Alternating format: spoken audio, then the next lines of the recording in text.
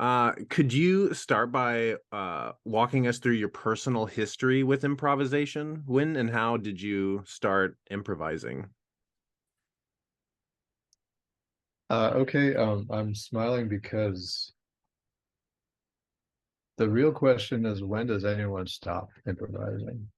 Because of course it's something we're born doing. It's how we learn how to do everything. It's how we spend most of our lives. Um, and that exploring and making decisions in real times, taking action, uh, interacting. So it's not an extreme or unique or rare kind of thing. It's actually so commonplace that we almost forget it that we're doing it. Um, so I guess in terms of music making, when I started when I was a little kid, I was started on violin lessons at age 3. That was using the Suzuki method, where they teach you at first by ear, and then around the same time, my sister was starting on Suzuki piano. And at some point, she and I just started banging on the piano together. And that was my like moment of inspiration that I always sort of carry with me as like the my source of power or um, discovery, or like the portal to some other way of being musical that wasn't governed by somebody else or by some set of rules or by right and wrong, and that was coming from us, coming through us. It was interactive, it was vibratory, it was experiential. And so that basically is when it began, when I was 3 or so, um, in the context of family and home and um, my sister's piano. I loved reading your chapter in John Zorn's Arcana about improvisation terms and conditions. Oh yeah, Um, I forgot about that. I forgot I did that. you say something similar that we improvise right from the beginning our whole life, and that playing highly prescripted music that you rehearse over and over again is the more unusual thing. And I'm wondering if in your musical journey you had a point where you realized that you wanted to be bringing your musical language much more into your innate ability. uh, it wasn't really like uh, I don't know, the distinction wasn't so obvious. I think it's mainly that in the music that's called jazz, people that process is featured more in the foreground. The process of real time creation, interaction, listening, and doing. But the more that I kind of inhabit these, I don't know, borderlines between among these different musical communities, the more I find that it's not so clear cut a distinction. For example, like playing with a string quartet, um, there's all this interaction that's happening every second. Every moment, every sonic gesture is interactive in a way that's like interdependent and like like contingent in that way, in a way that feels like improvisation. It feels like what we call improvisation. So I think like that's, and then the other thing is um this these different Indian classical systems like Carnatic music or Hindustani music have been a part of my life for a long time too. I never studied it or anything, but it was always apparent to me that you could kind of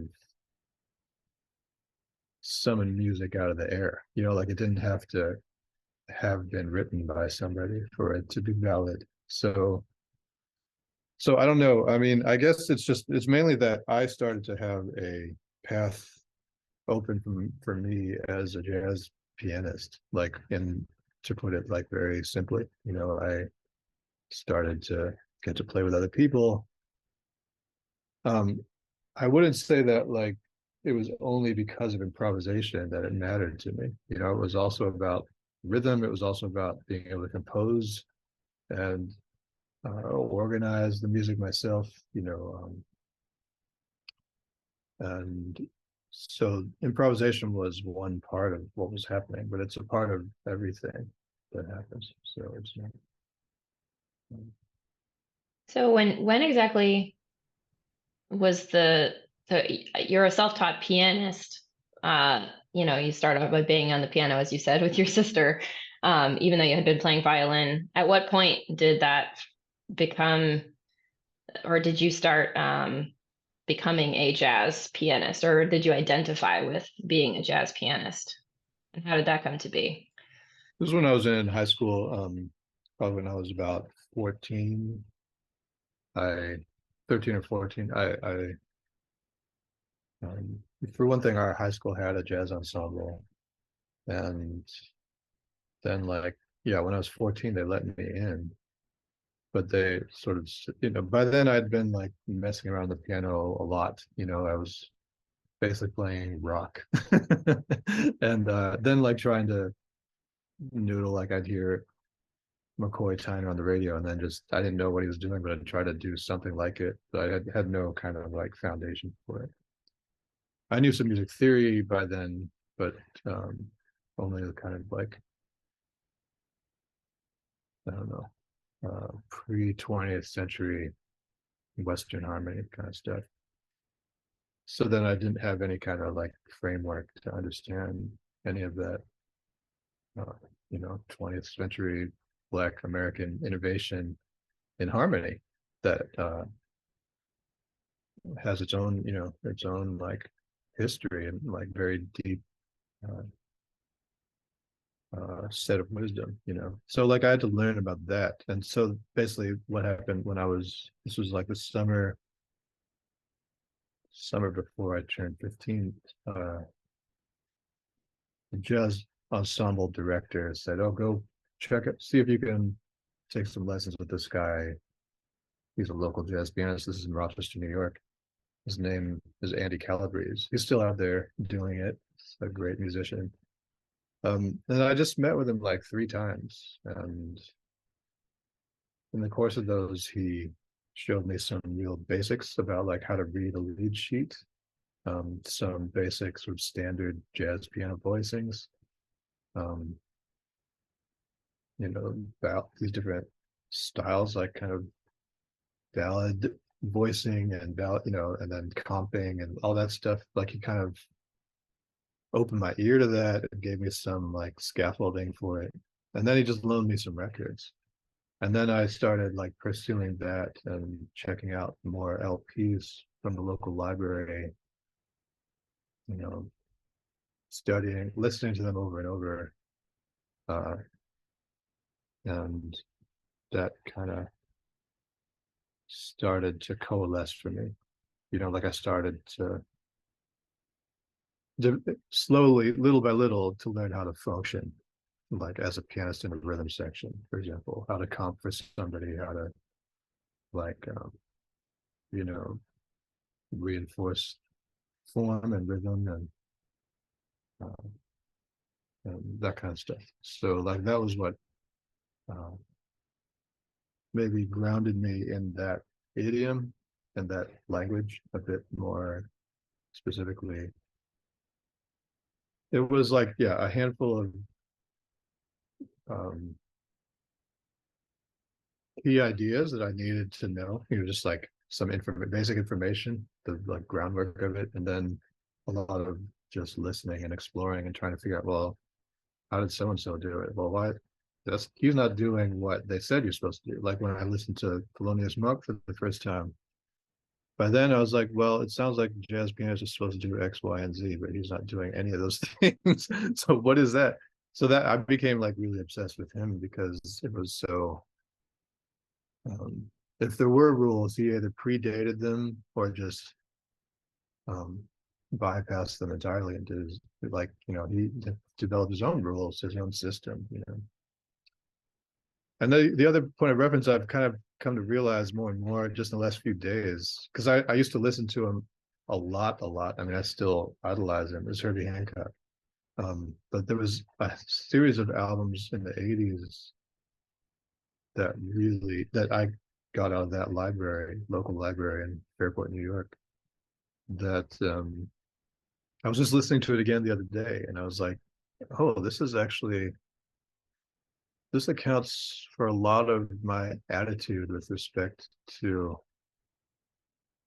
whatever rules or something like that, because like he's not ever reinforcing in any obvious way what's supposed to happen. He's just basically always creating. So there's like this album he made in '83 called Quartet with Ron Carter, Tony Williams, and Wynton, of all people, young Wynton Marsalis. And it's so wild, like the whole album. They're playing standards and playing some of each other's tunes and stuff, but it's so free. They're so free with the ingredients, with the basic materials.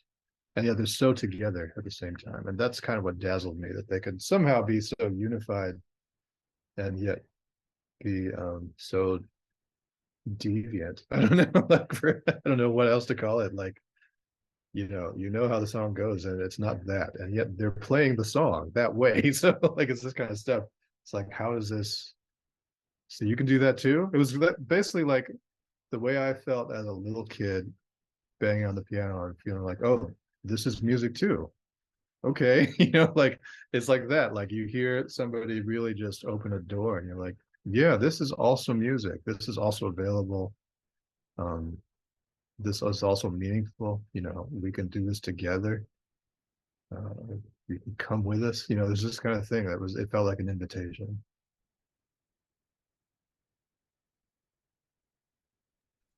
Having improvised and played a lot as your foundation in a straight ahead setting, can you talk a little bit about when you play in a more free jazz or experimental setting? Like, how much do these areas overlap in your vocabulary or your sonic approach to the music?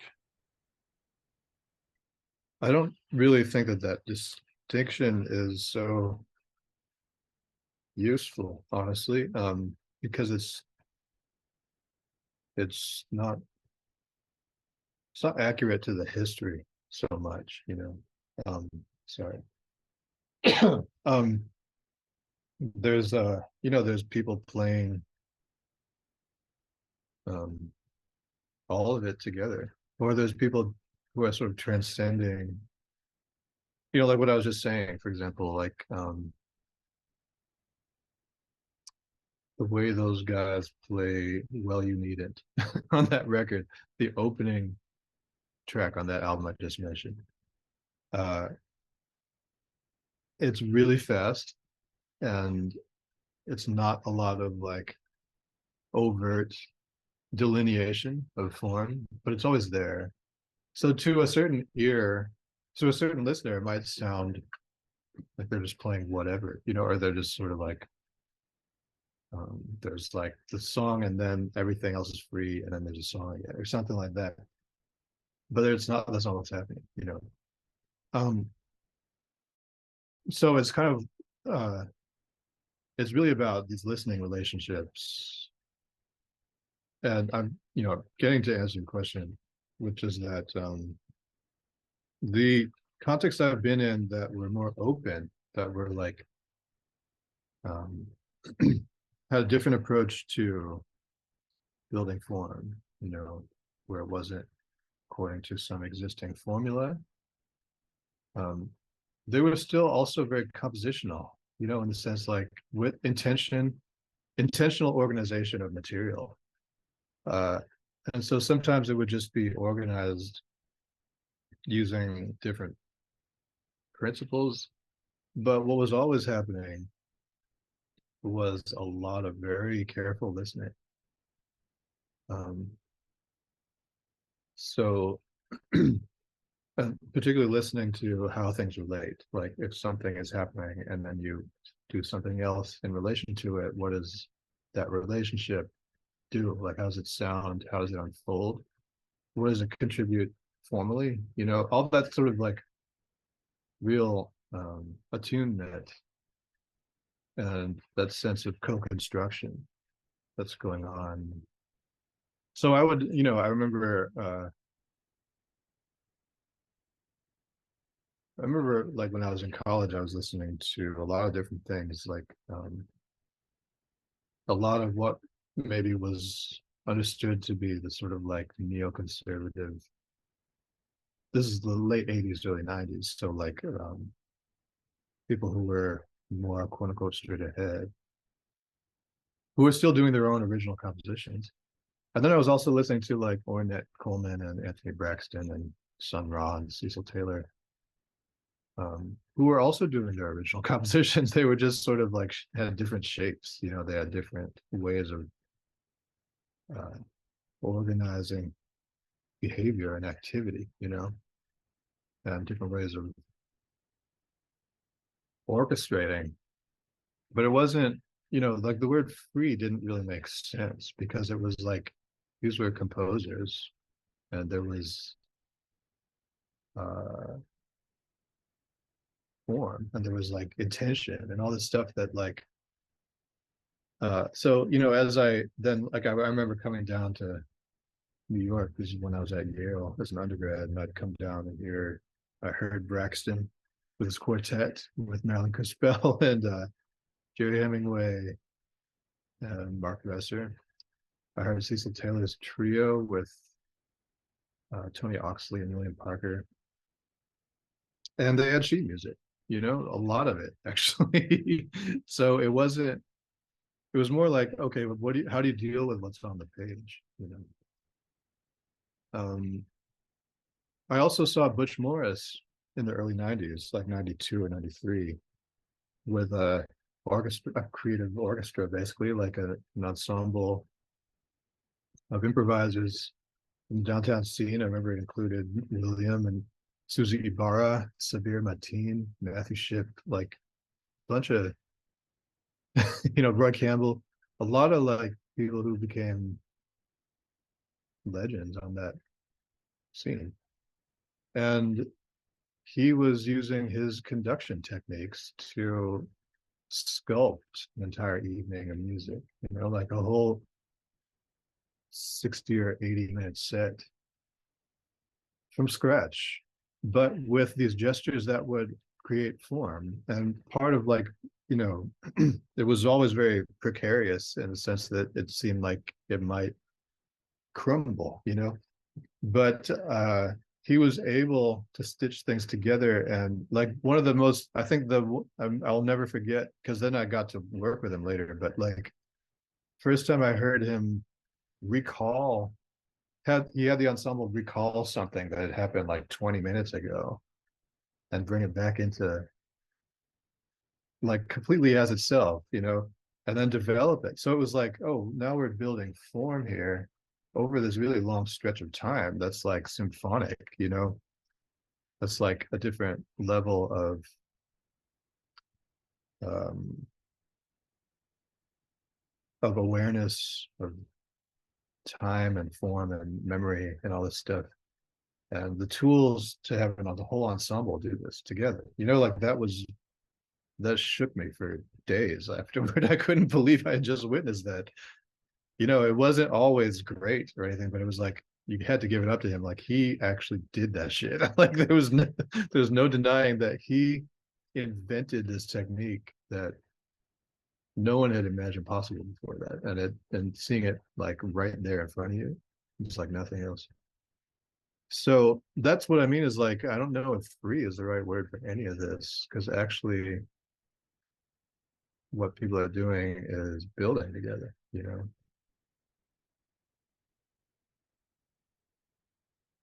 Yeah, so what do you make of the distinctions that exist for like free jazz, free improvisation? I mean, how do you use those terms, or when you're referring to something, I mean, how do you make sense of that? I don't ever use those terms, actually. Certainly never use the word free. I don't think that that's, I might say open. You know, like this is like, I work with Roscoe Mitchell, with Wadada, with Butch, with, you know, Mary Baraka, Greg Tate, a lot of people who are kind of out there in the on the edges. I don't know, I mean, Claudine Myers, George Lewis,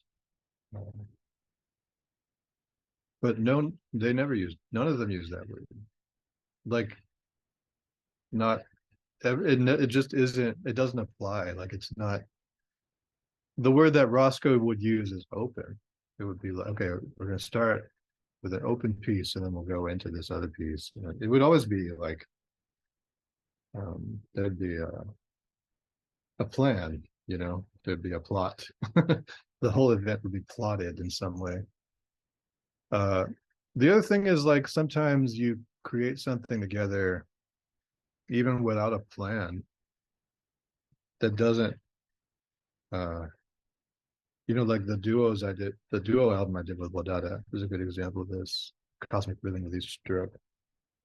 So we basically, the way we approached that was like we each kind of prepared our own individual materials that would be specific to that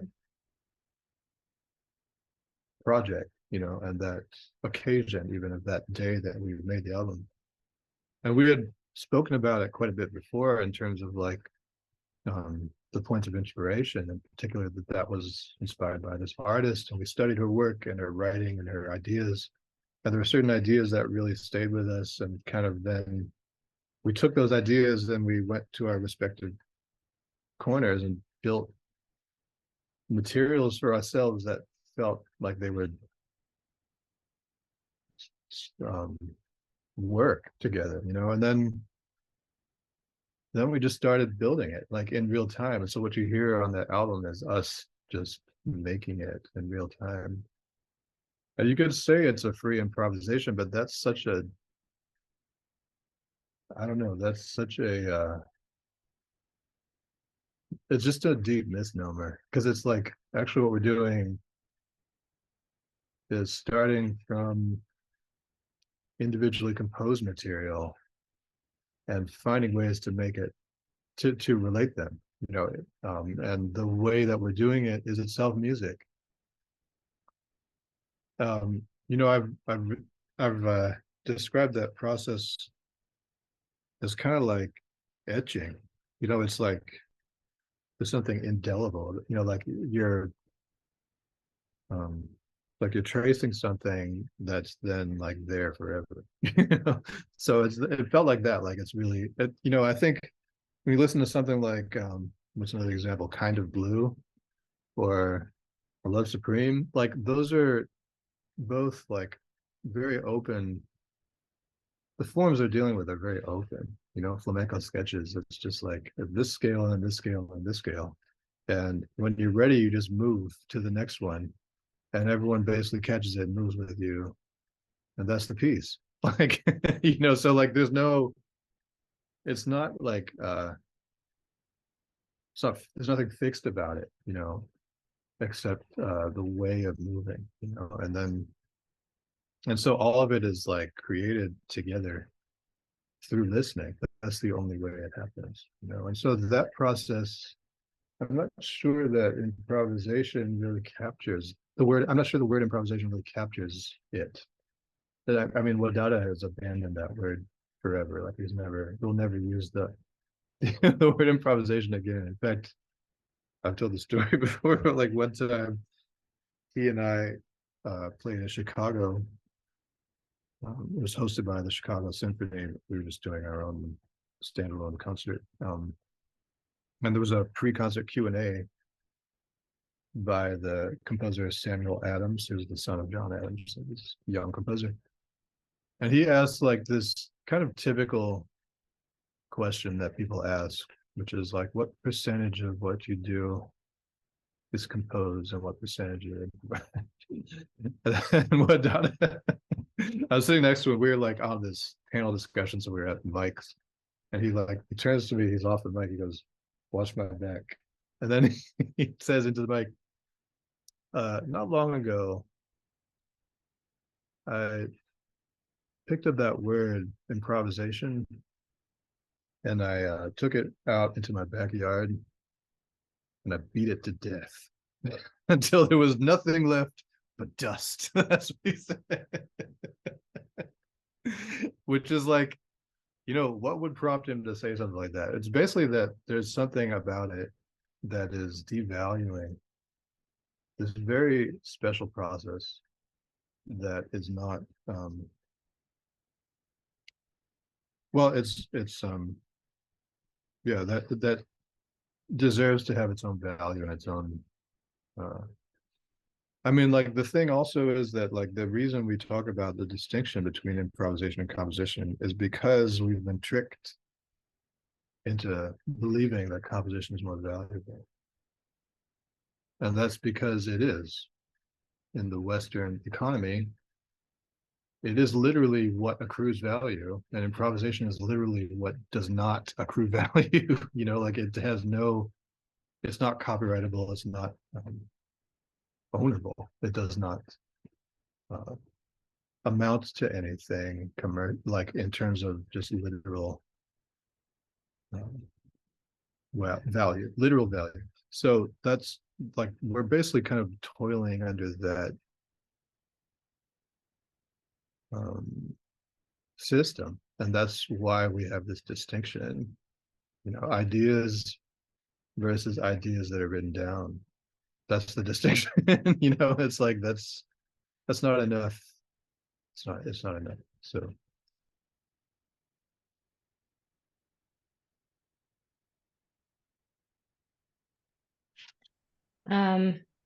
so how this next question doesn't make any sense then, based on what you just what you've just said. But how do you actively work on improvisation, or do you not? Is that just part of your sort of daily musical practice? I guess a better question would be, what does your daily musical practice or music making practice look like?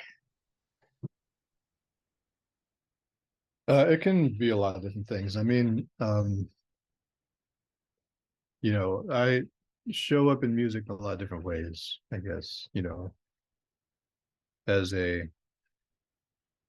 composer, as a player of composed pieces, and as someone who improvises in the context of composed pieces, and as someone who improvises outside of context of a pre-existing piece,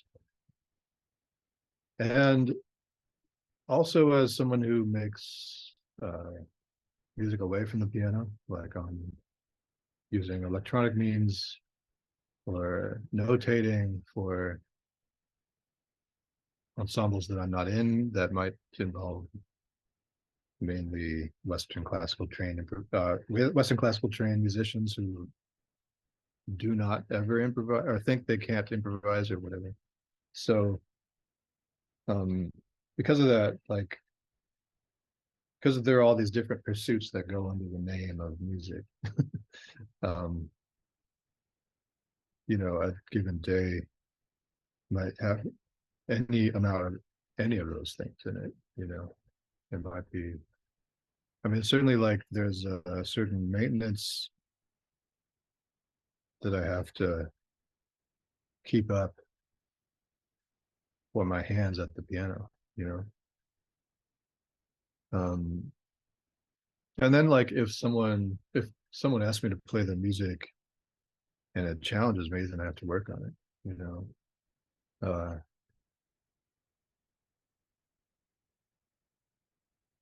the other thing is like sometimes I can listen to something and learn it that way just by hearing it, So that's also something like practice.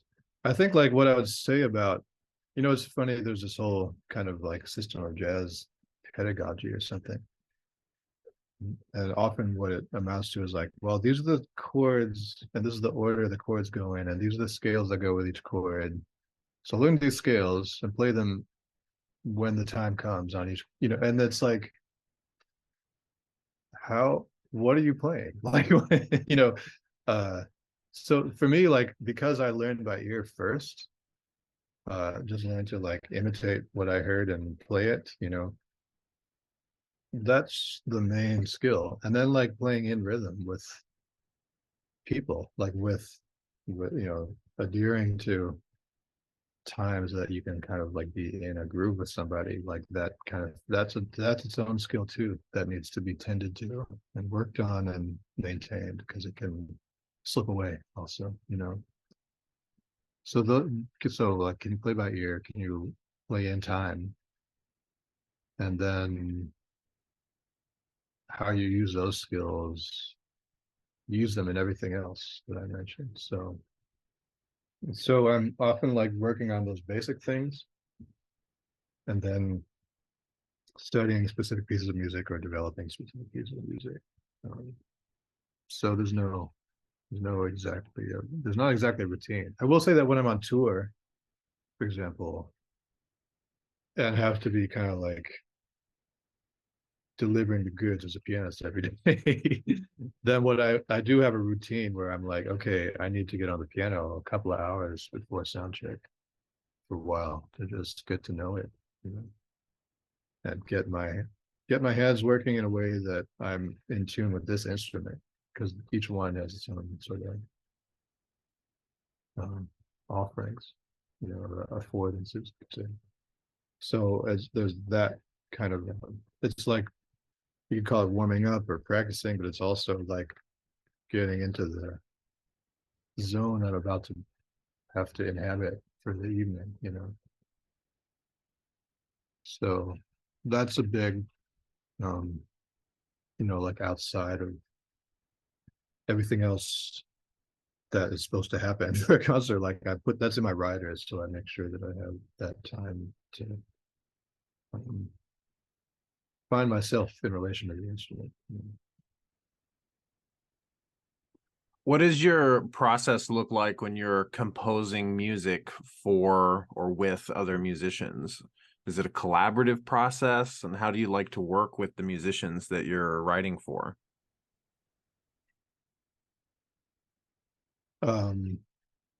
Well, some of it I kind of answer a little bit, and like sometimes we get together and we start playing, and it's like we're building something that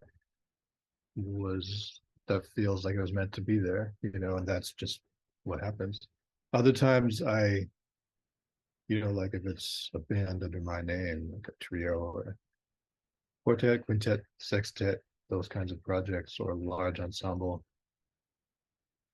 um, of players who are kind of adept with improvisation, have a grounding in jazz and groove and these kinds of things, then I guess part of it is like I'm trying to imagine what we sound like together, and I'm also trying to give us some scaffolding so that we can move together. Um, so it's kind of like delineating a space that we can move together in. And then also like moments where, or like elements that we can converge on, you know, like whether it's moments of synchrony or unison, or like some kind of composite rhythmic form that we're like enacting or inhabiting together. Um, I think like it tends to often start from a rhythmic place, like from a sense of like, what does this feel like? How does this move? You know, comes from that place, like a very embodied place, I'd say. and then I start to fill in some details. Sometimes it starts from some like very nerdy idea, like some number or something like that, just like playing with numbers or something like that, just to kind of get something going, just to sort of gotta start somewhere. I think of that as like, it's kind of like if someone said, write a poem, you have 30 seconds, ready to go. Like you'd be like, you'd run out of time. You might write down a couple of words. Someone said, okay, write a haiku, you have 30 seconds. You might be able to do it. And you'd be like, okay, that's something. Like it has a shape. It's not my best work, but it's like, it's got like a, maybe because you're dealing with a constraint that has like detail in it, it's like, okay, these are the numbers are given, 5, 7, and 5. Build something with 5, 7, 5. Doesn't matter how much sense it makes, just like give it a vibe, let it have a vibe of some kind, So that's, sometimes when you're working with constraints like that, you can actually find something you wouldn't find otherwise. So that's often a part of the process for me. So this idea of starting with a number or thinking of a number is a good segue to this next question is, does your background in math, physics, and cognition inform your approach to improvisation on a conscious level? And how is this foundation in math and physics affected how you improvise, how you compose, beyond, and I don't know if that's where this idea of starting with rhythm or numbers comes from, but can you elaborate on that?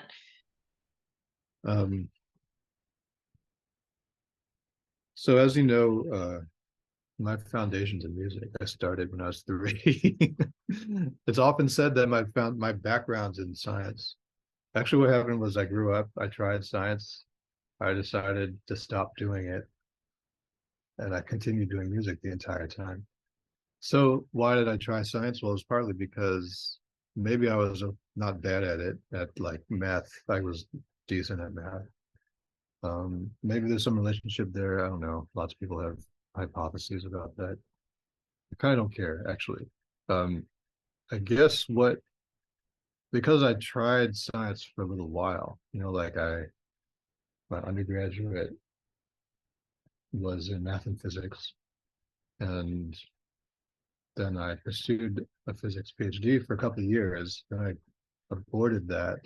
And then I created this interdisciplinary doctoral program basically with a bunch of advisors and mentors.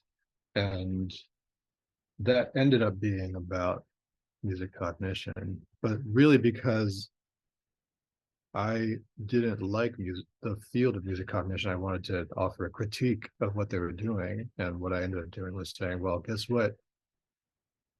It's not all numbers. It's actually about the body. It's about like what we do with our bodies. Like that's what kind of generates everything that we call music. So let's start from there, not from abstraction. All right. That was my whole point, was to not be mathematical. I use some mathematical means to demonstrate certain things or to illustrate certain things, but like it was actually a kind of anti-math dissertation. There's very little, I don't think there's any math in it. There might be an equation that I quoted from somebody, maybe, but so yeah. There's some numbers in it in terms of like numbers of seconds that something takes to happen, things like that, but or milliseconds, sometimes milliseconds. But it's not all this is to say, like, I am in a space that's pretty critical of science.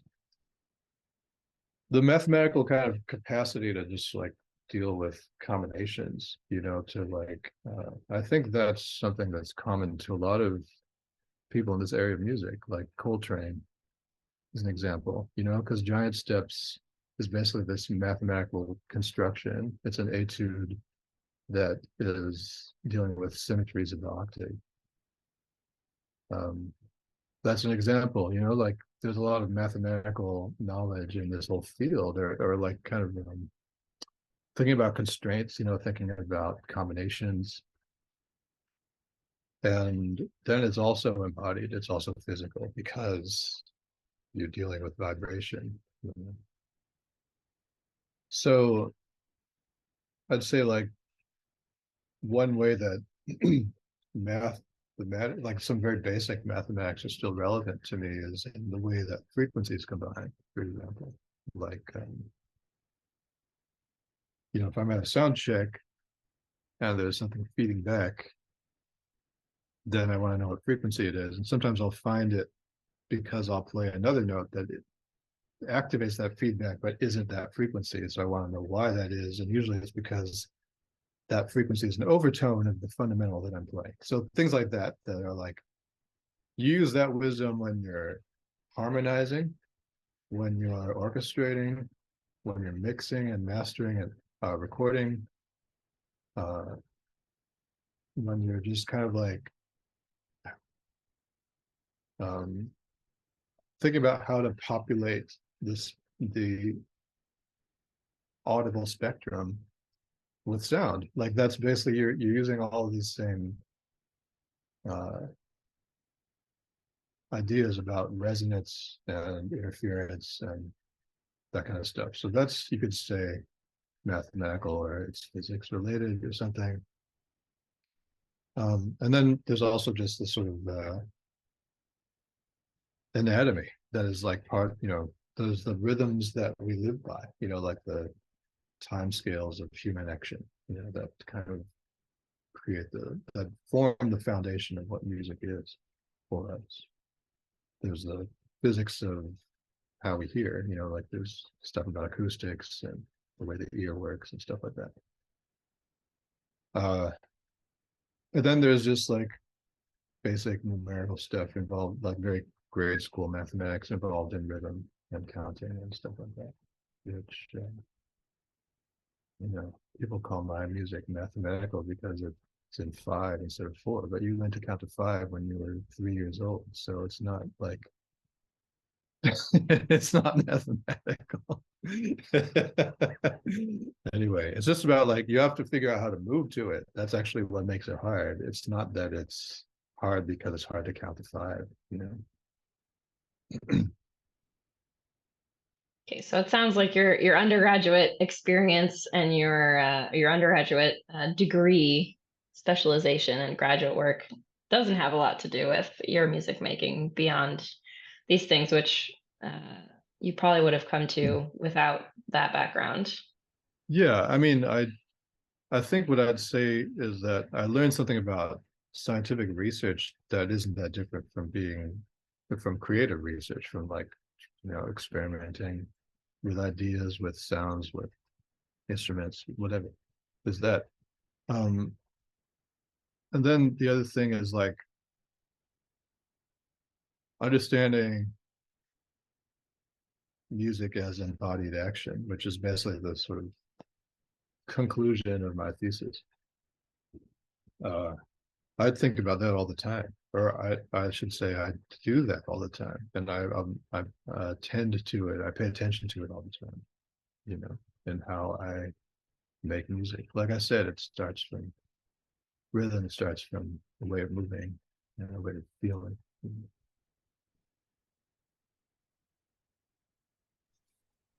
In a recent interview, you had discussed that an integral part of your approach to music making involves asking yourself 2 questions. What does listening sound like, and how can you take care of the listener? And so I'm wondering if you've worked out any responses to these questions that you think about in your process of preparation.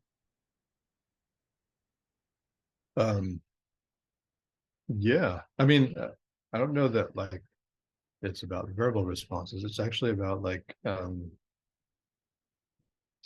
certainly like if I use that question, that first question, what does listening sound like, with students who are developing something. Like they might be developing a piece and they're sort of like pushing really hard on it. Like, I made this, I want to play all of it all the time, you know, like, and then it's sort of like, because they're playing so hard, they're not actually, they're sort of like so involved in execution that there's not a lot of space for something unexpected to happen or something really relational to happen. So then I would ask that a question like that, like, or I might say like, where is a process of listening happening here? You know, in what ways, and how might we kind of give it more space to happen? And the reason is not just to be annoying with a student or to like give them a sort of unattainable goal or something like that. It's actually because what I feel as a listener is that if musicians aren't listening to each other, then how do I, as a listener, find my way in? You know, like there's no room for anybody to relate to what's happening, you know, if there's no relation happening. So that's what I mean. And so I think like the answer to what does listening sound like, it basically your favorite music is that, like I mentioned, Kind of Blue. That's a perfect example of that whole album. You hear people relating to one another constantly. Or like I'm just thinking of Shirley Horn. The way she accompanies herself and the way her group accompanies her. I speak of all these ancestors as if they're still with still alive. Yes, like I saw her live many times, and there was this patience and this hushed quality and this aliveness, this kind of interdependence that would emerge in the course of her set that was just so riveting. You know, it was just like unforgettable. Then another, you know, I also think of moments with Roscoe Mitchell where, for example, when I was in his ensemble, you know, his pet peeve is when people follow each other. And what, you know, he'll actually say, don't follow, stop following, you know. But what he means is like, don't imitate each other. Don't force the interaction, like in the sense of like, I heard you and I'm going to play in all your gaps so that I can demonstrate that I'm with you, you know, in that sort of like cliche call and response kind of way. Actually, what he wants us to do is sort of like listen from above and hear it all as counterpoint, as all relating. And then you think about like, okay, how do I play so that all of it is audible as counterpoint? So how do I find my way through the music? How do I offer my own sort of like independent stream of information that will now kind of exist in an audible relation to everything else that's happening? And this might be like 9 people in a kind of open context where there's no material per se, you know. So then it was about like sculpting that process and managing that process in a way that was equal. Actually, that was very equitable in the sense that like everybody could be heard.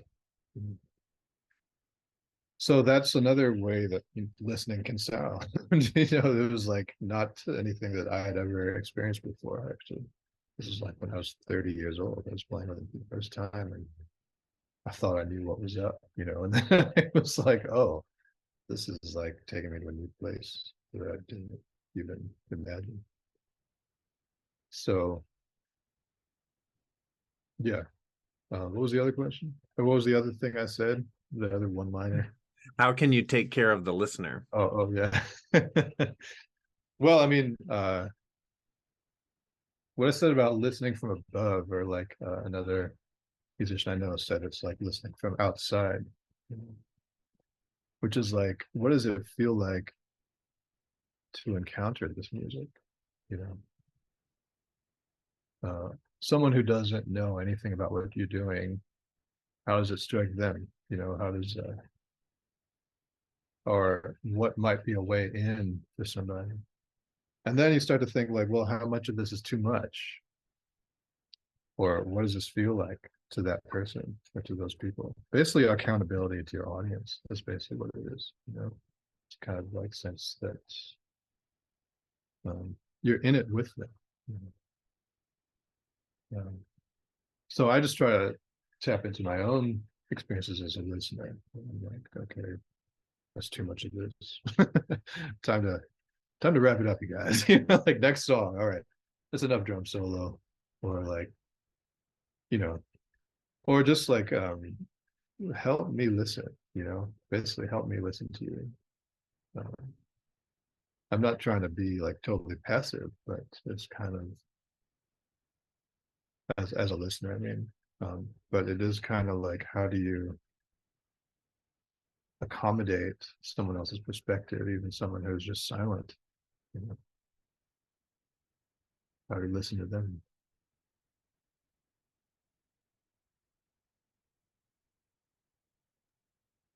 I do have one more question if we have time. Do you have time for one more question? Mm-hmm. Great. I saw that you teach or have taught a course on theorizing improvisation for graduate students at Harvard. And I'm wondering what's some of the salient concepts or approaches, philosophies that you want these students leaving that class with, or at least seeds that they can come away with from that class. Yeah, it's been a few years since I offered that, because actually I kind of started to feel like Rodada is, but I wanted to just like beat that word to death. It was partly like what I was actually trying to do, and this is very much inspired by one of my mentors, George Lewis, who kind of helped birth this whole field, critical improvisation studies, which I think like it had a long arc, but I don't know if you saw this article of mine called Beneath Improvisation. It was published a couple of years ago.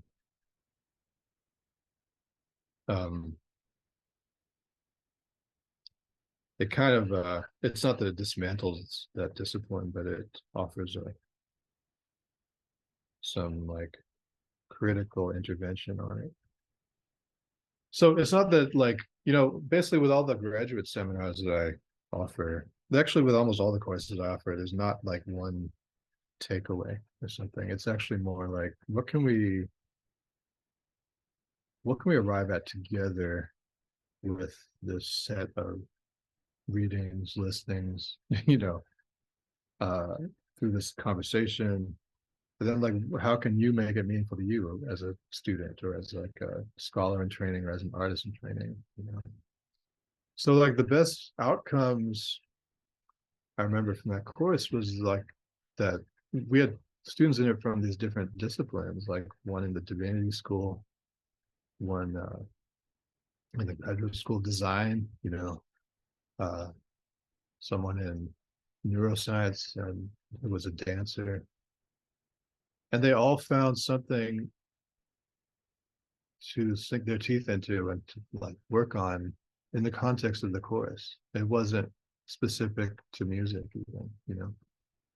That was really inspiring to me, that like some of these ideas were portable across disciplines, or some of the, even not even the ideas, but just the sort of critical tools, or the sort of critical methods.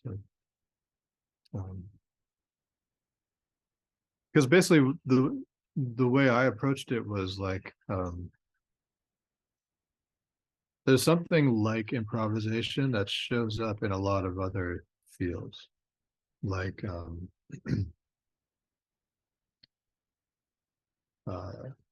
agency was one such, like it's like an academic buzzword that you see in the social sciences, or like subjectivity, or phenomenology, or affect. Uh, yeah, there were these like kind of different these were like different academic keywords that seem to have something to do, or some balance with what we think improvisation is, or covers, or includes. And they span like a lot of humanities disciplines.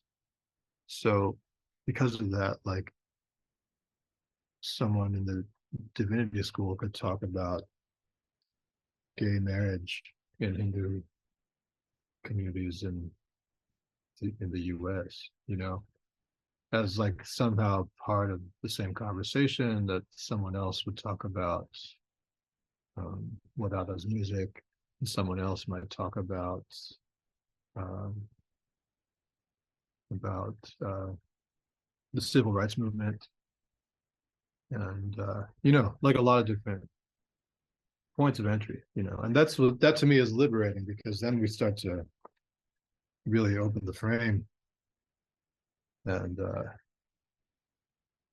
you know, we find that we have points of contact that span all of human experience. Thanks so much for chatting with us today. Of course.